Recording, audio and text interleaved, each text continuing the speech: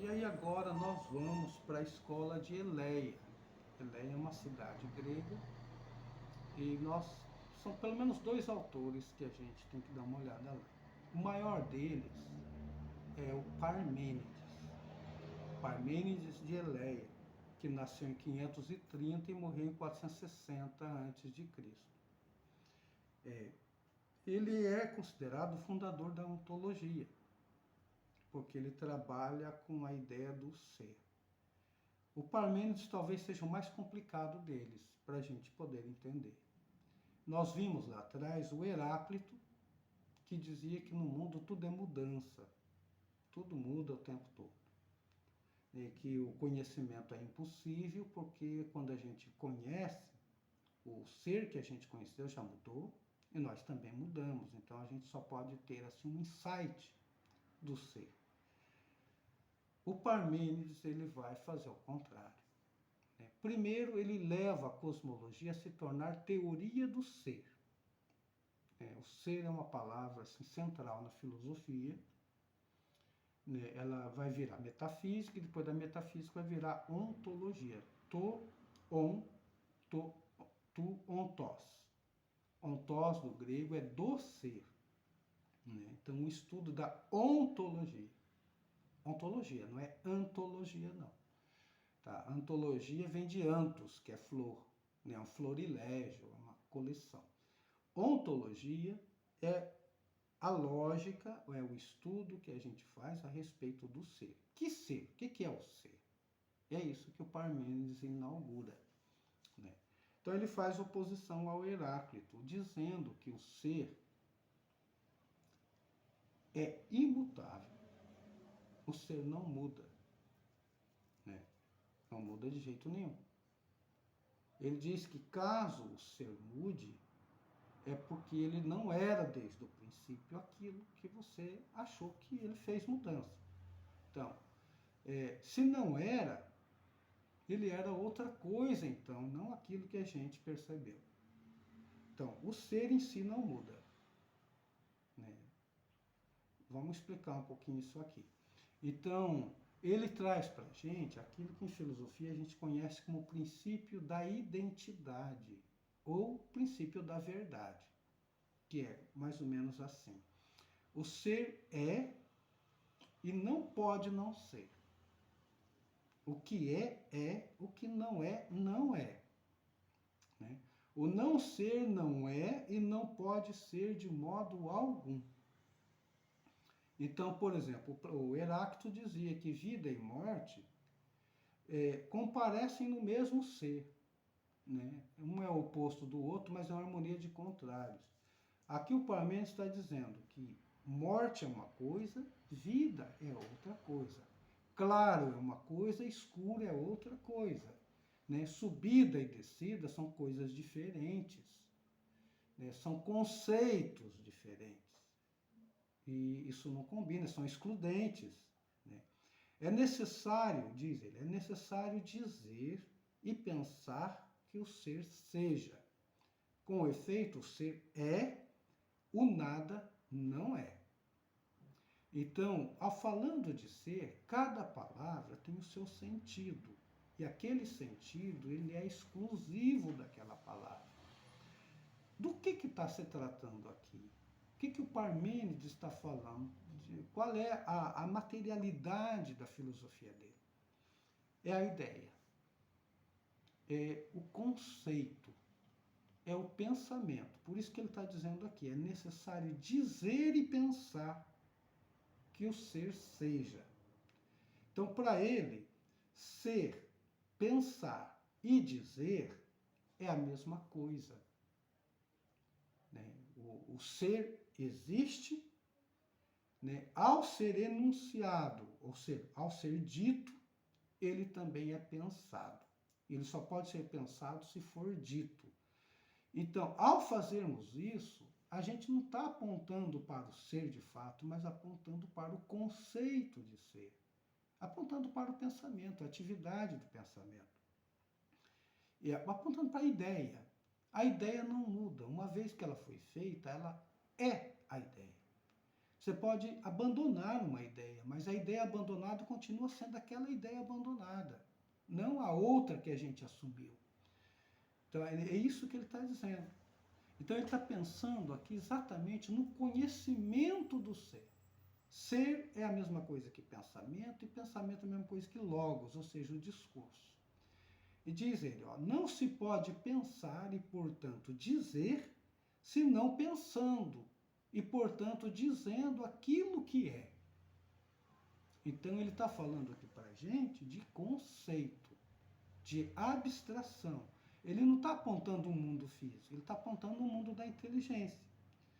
Na verdade, depois vocês vão ver no mito da caverna de Platão, o Parmênides é o cara aqui do mundo das ideias, do mundo inteligível, né, que você tem ideias puras, como a matemática, por exemplo. E não o mundo do Heráclito, que é um mundo físico que a gente percebe mudança toda hora.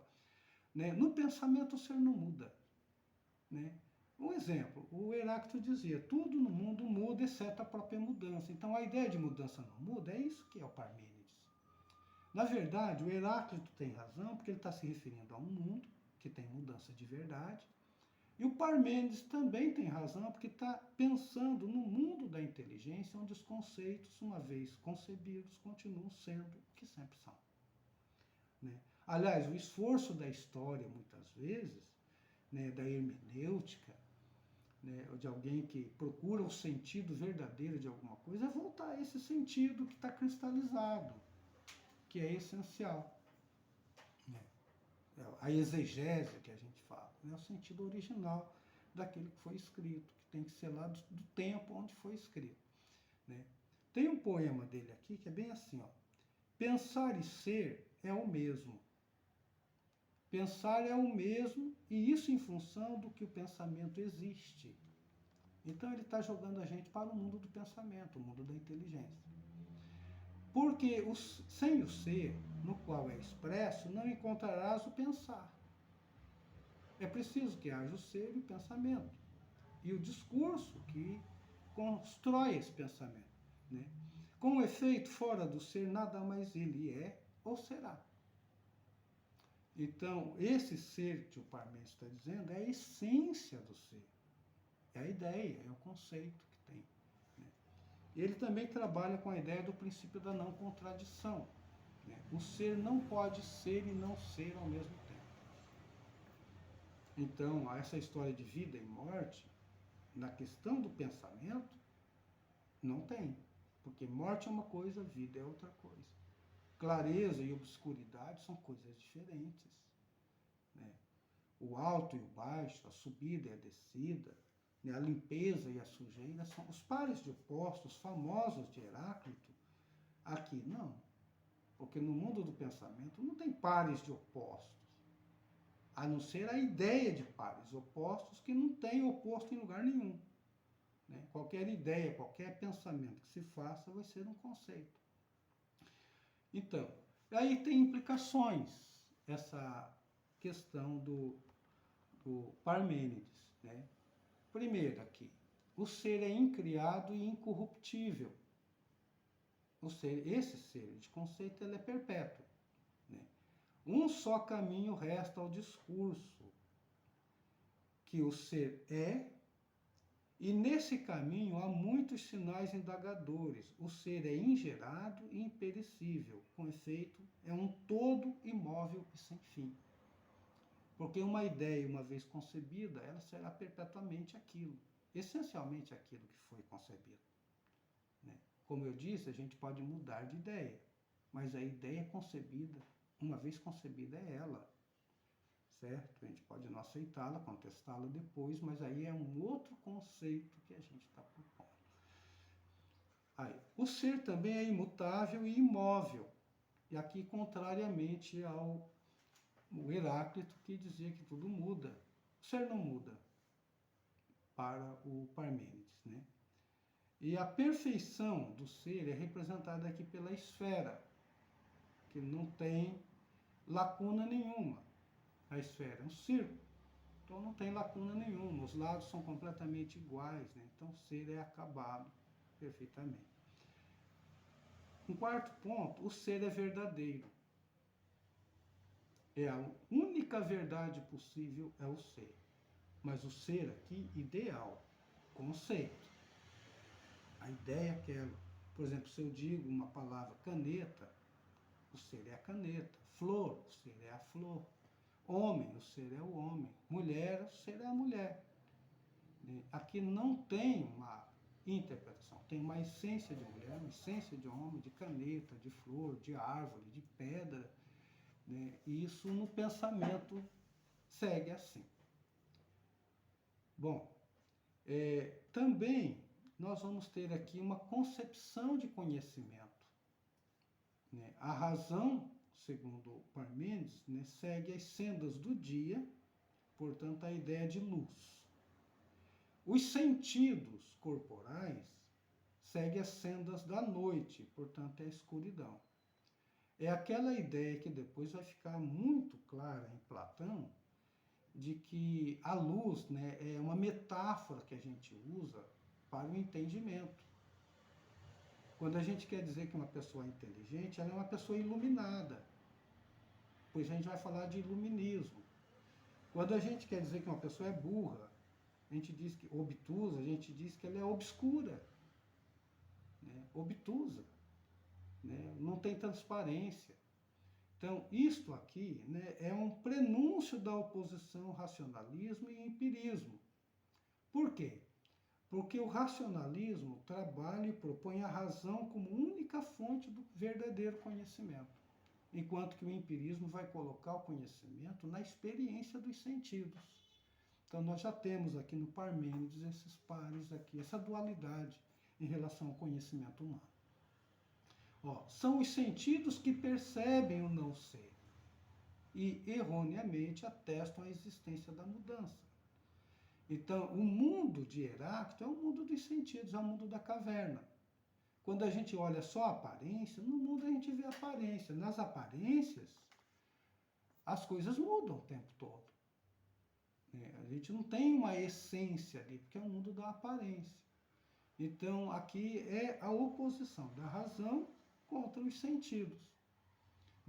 Não ignora a existência da mudança, não é isso que o Parmênides faz. Não, não é isso. Ele sabe que neste mundo físico aqui, as coisas mudam.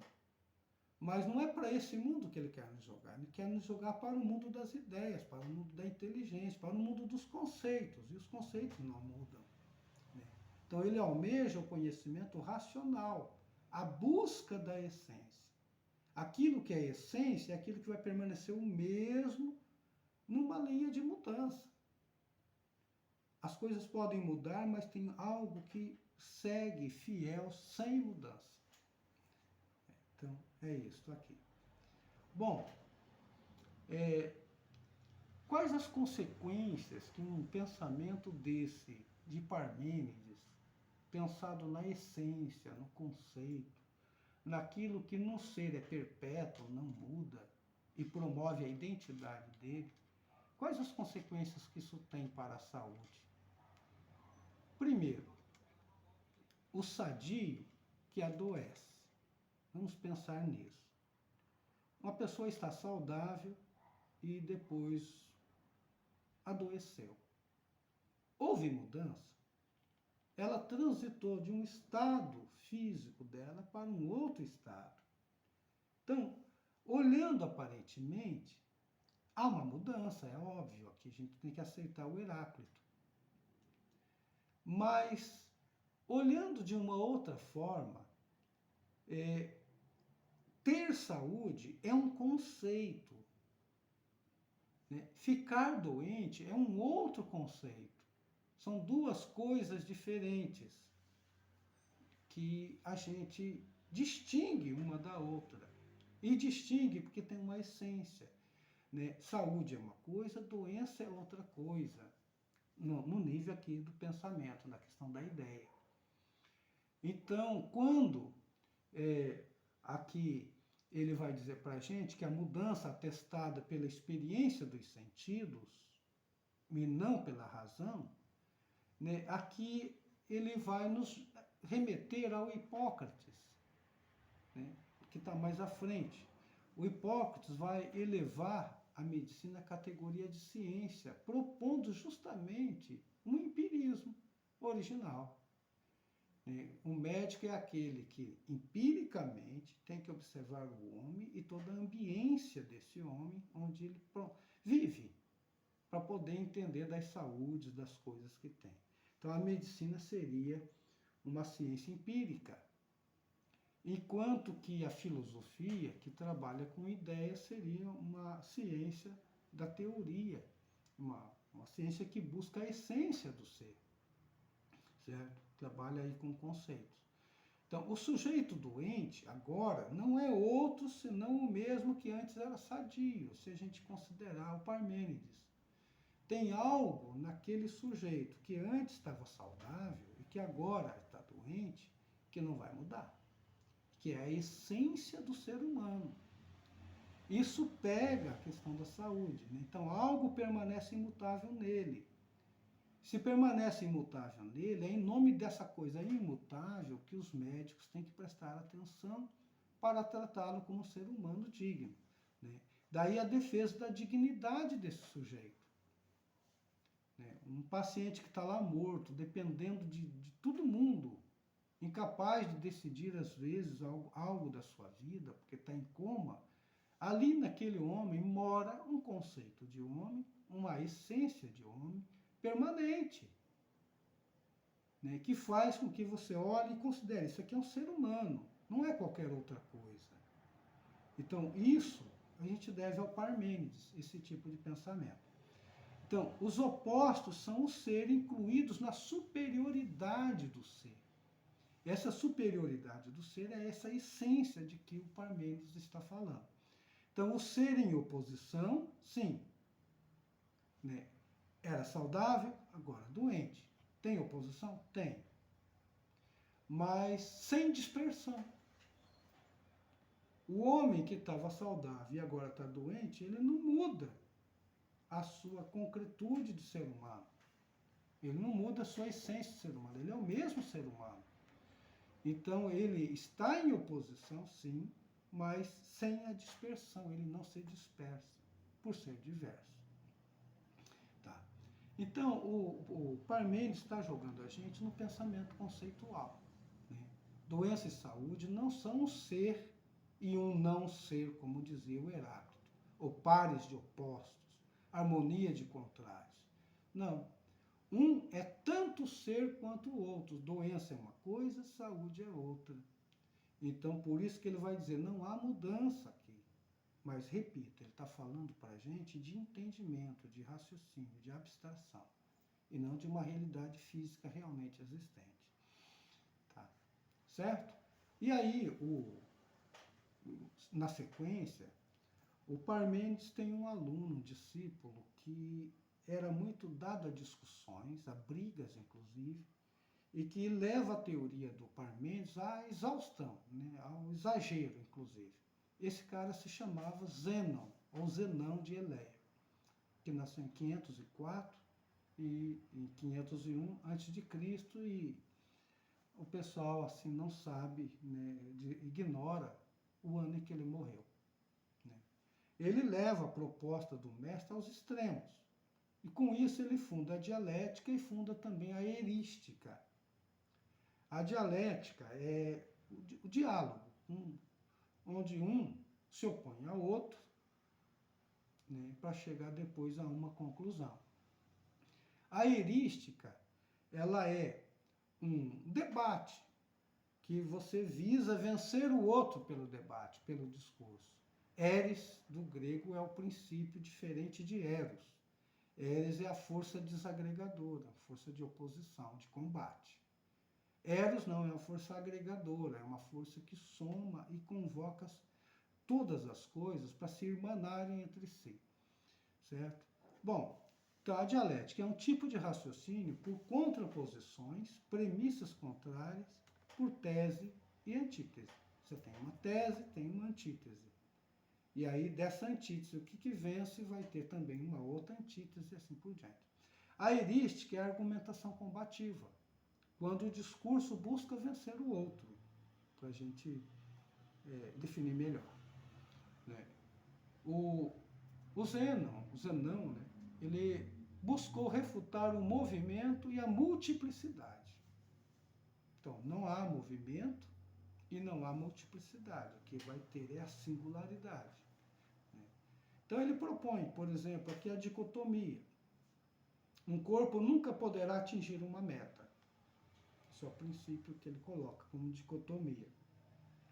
Por exemplo, ele diz assim que uma flecha sendo atirada de um arco por um guerreiro ou por um competidor nos Jogos Olímpicos, ela nunca vai atingir o seu alvo, mesmo um arco retesado e depois liberado. Isso é verdade? Se a gente pensar só em Heráclito, claro que não. Porque toda arma de tiro, né, ou de arremesso mesmo, atinge uma meta, se o camarada for perito de fato e atingir o alvo lá. É possível? Claro.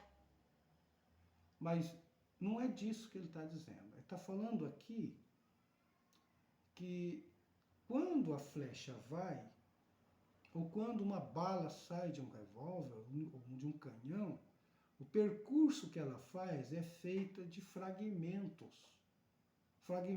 ad infinito. Né? Eu sempre gosto de explicar da seguinte forma. Imagine um arremesso de um arco, de uma flecha, e alguém que filma. Então, cada etapa desse percurso, se você olhar um filme, por exemplo, os negativos de um filme, né, aquela VHS que tinha antigamente, você congelando a imagem ali, você tem fotos e fotos e fotos. Essas fotos não se repetem, elas são diferentes. Então ele vai dizer, olha, essa flecha não chega ao alvo. Por quê? Uma é a flecha que está no arco, uma é a flecha que está no alvo e uma é a flecha que está no percurso. Né? Em cada percurso diferente. Então, obviamente, ele está dizendo aqui, um corpo nunca poderá atingir uma meta, porque não há esse movimento. É como se fosse imagem congelada, como se fosse uma fotografia que a gente tivesse tirado num determinado momento daquele objeto. E aí ele está parado de fato. Né? Isso um pensamento. O conceito é esse tipo de foto. Quando você olha um arco, uma flecha no arco, é um conceito. Quando você olha lá no alvo, é outro conceito. E aí não há mudança de fato. Mas é no pensamento, no nível do pensamento, da ideia. Né? Um exemplo aqui disso é alguns versos, né, que o pessoal escreve. Por exemplo, Caetano Veloso, lá naquela música chamada Língua, ele fala bem assim, o homem é lobo do lobo do lobo do homem. Né? O lobo aparece 3 vezes aqui. São 3 lobos diferentes. Lobo do homem é aquele animal que come o homem, ataca o homem. O lobo do homem é o animal que embota esse lobo. Agora, o lobo do lobo é o animal que embota aquele que embotaria o lobo. Então, nós temos aqui 3 coisas diferentes, 3 conceitos diferentes, que não são a mesma coisa. Tem uma canção do Zé Cabaleiro, um cantor aí maranhense, que é famoso, bem famoso. Ele diz bem assim, ó, você só pensa quando vai trocar o seu carro novo por outro carro novo, meu amor. Então, o conceito de carro novo aqui é um.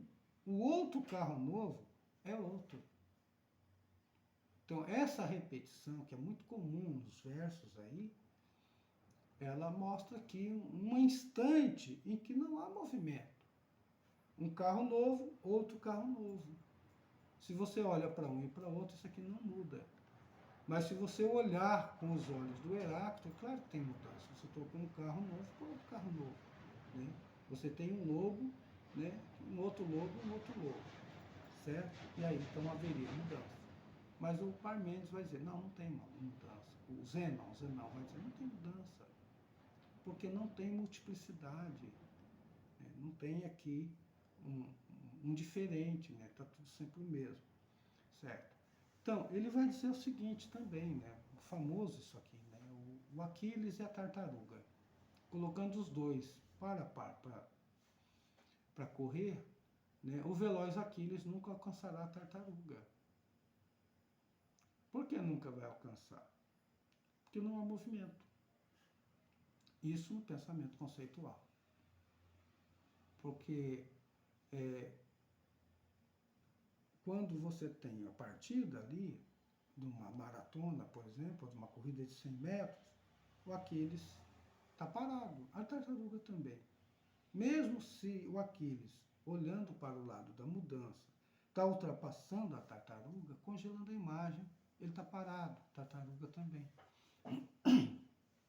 Então ele nunca vai adiantar-se aqui. A mesma coisa da flecha, como eu estava explicando, né? Em cada instante está em repouso, então a flecha está inerte sempre nesse pensamento conceitual. O conceito do ser é inerte, porque é essencial. Desculpa. Então, contra a multiplicidade, ele é contra isso, né? Para haver multiplicidade é preciso existir diversas unidades, e a unidade não mudaria. Multiplicidade é a soma de muitas unidades. Aqui tem um trechinho. Se múltiplas são as coisas, necessariamente são tantas quanto são, nem mais, nem menos. Mas se são tantas quanto são, devem ser limitadas em número. Se são múltiplas, ilimitadas em número, são as coisas, pois entre elas sempre há outras, e entre estas novamente outras.